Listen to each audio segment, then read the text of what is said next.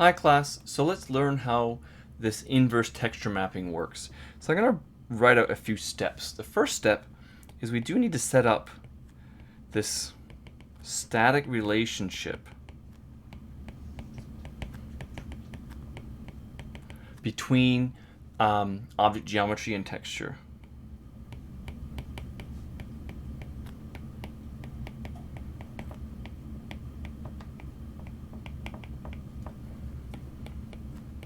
Like I talked about before. So I'm going to jump down 1, 2, 3, 4, 5, 6, about 9 lines, and I'm going to toss in that picture again. So we want to set up a triangle.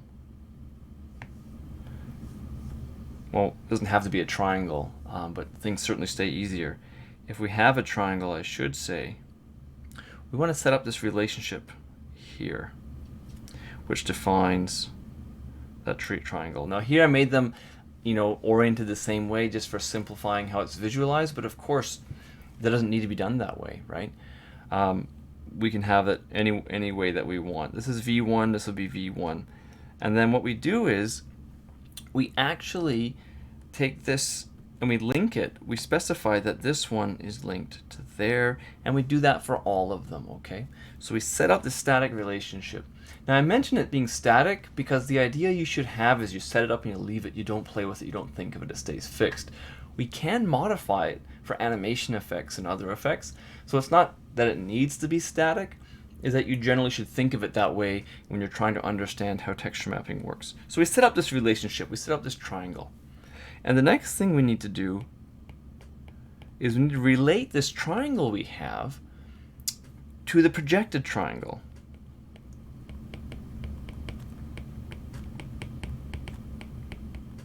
So we relate the projected triangle to the original. So I might want to write this out actually. This is my texture, of course. Now, this is my unprojected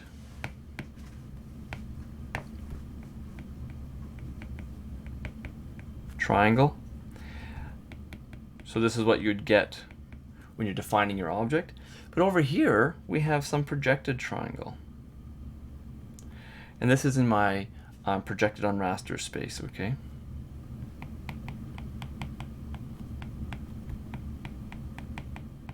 So we want to set up some kind of relationship between this raster triangle so that we know if I have a pixel here when I'm shading, right? We need to link that here.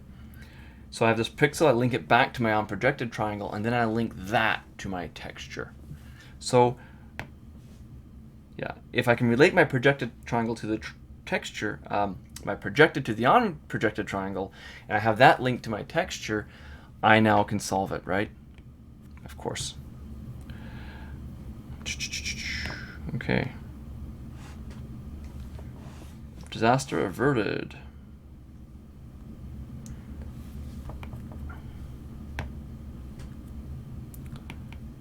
And thus, so we relate the projected triangle to the original and thus the texture, because they're all linked. And if I have all those links set up, then what I want to do is while I'm rasterizing, while I'm doing this calculation, I want to calculate while I'm rasterizing, I want to calculate the texel using these established relationships.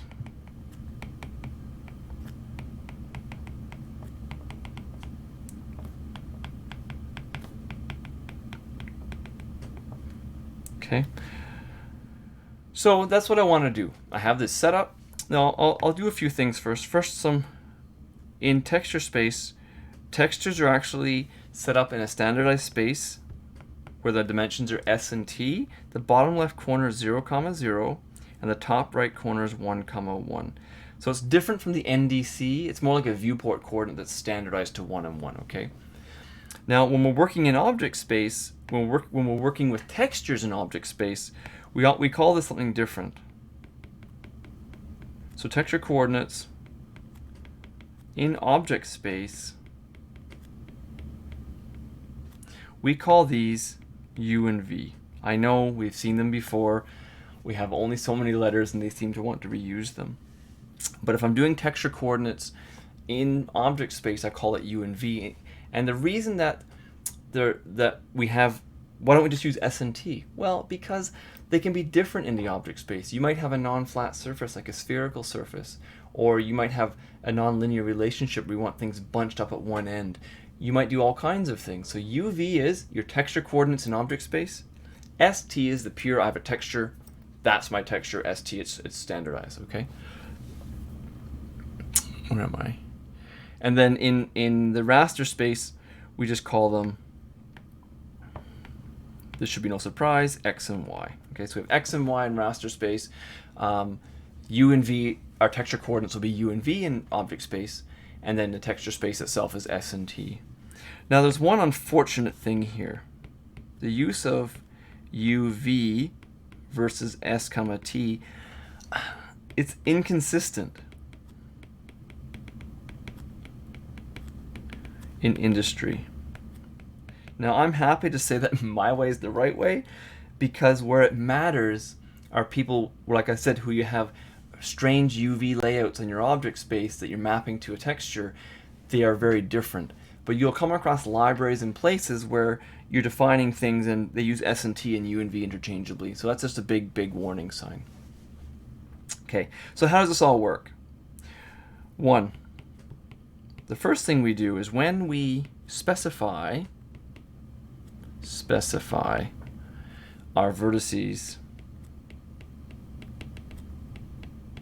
in object space, right? We know how to do that already. We're defining our object, we use the vertex command, we give it a location in the local object space.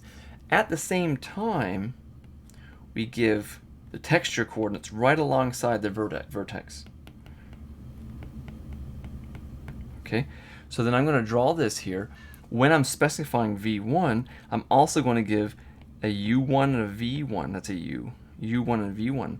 When I'm specifying v2, I'm also going to give a u2 and a v2. And then when I specify v3, I'm also going to give a u3 and a v3. And these relate to those three st coordinates. Okay, so you give them, you use your u and v, and I'm in this space, I'm using u and v, but you use where you want it to be in the texture space. You put an s and a t coordinate in there. Cool. All right. Now, that's number one.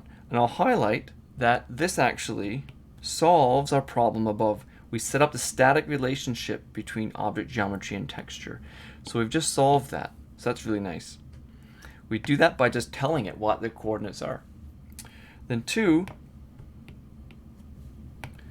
we want to calculate the following. We use barycentric coordinates.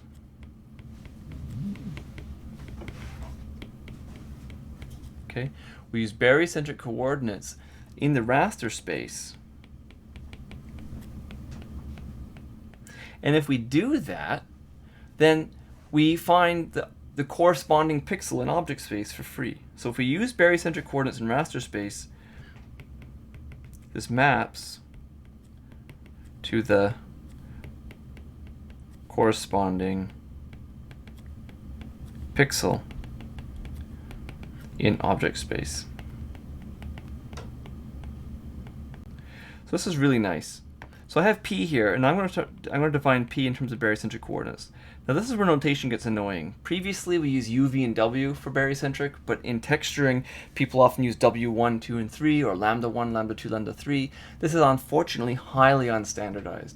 But again, assuming we have this nice affine transformation from our triangle to the projected one, then if we have this barycentric coordinate there, it'll give us the corresponding point here. And we don't have to think about that. We just have the barycentric coordinate. In the right one, it's going to be the same barycentric coordinate in this pixel. Sorry, in the unprojected triangle. And now I'm going to highlight that, hey, we actually have a relationship between these corner vertices and a triangle over here. So this barycentric coordinate, we don't have to do any calculation. We can just use it all the way across. So if we have this relationship set up, then assuming that the triangles are affine transformations, we just use the same barycentric coordinate. So once we calculate it in rasterized space, bam, we have the relationship all set up. We go over to object space. We now have our UVs for our texture, which map us to a triangle in texture space. So this is a lot to get your head around, but at the end of the day, we just use barycentric coordinates in the texture with what we've specified as the corner points of a triangle. And then we can calculate the texel. Okay, so it turns out to be a very simple calculation if everything is lined up just right. So, what did I say? This barycentric then, we can just use it right in the texel space, right in the texture space, to calculate barycentric. Use it in the texture space using the triangle texture coordinates. Those are the corners. Those are a U and V. Okay, a U and V.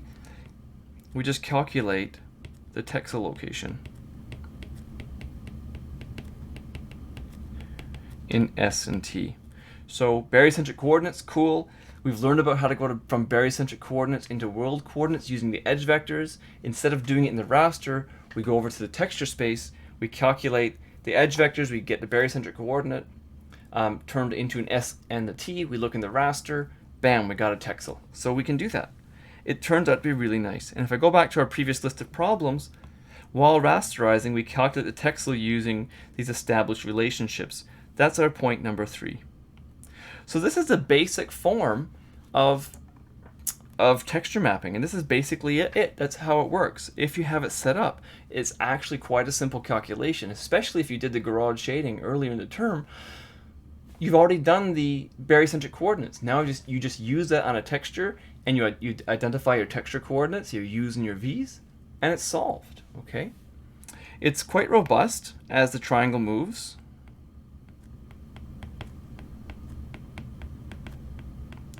I should say triangle gets transformed. That's what I should say.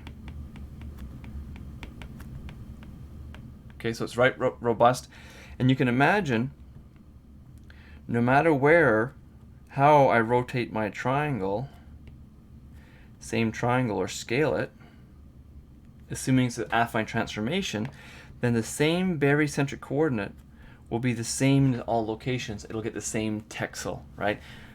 So nothing will change. It's really nice. The corresponding barycentric coordinates stay fixed. Cool. And all that this is simply a weighted linear average. All we need to calculate, and we get our texel. So this is why it's called affine texture maps. I'm going to highlight that. It's an affine texture map because it's just a weighted linear average. And I'm going to mention up here, I already mentioned that again, not all of our texture mapping, in fact, most of what we do won't be affine texture mapping because there's a problem that I'll get into shortly. But if all you're doing is a 2D system, then this is all that you need.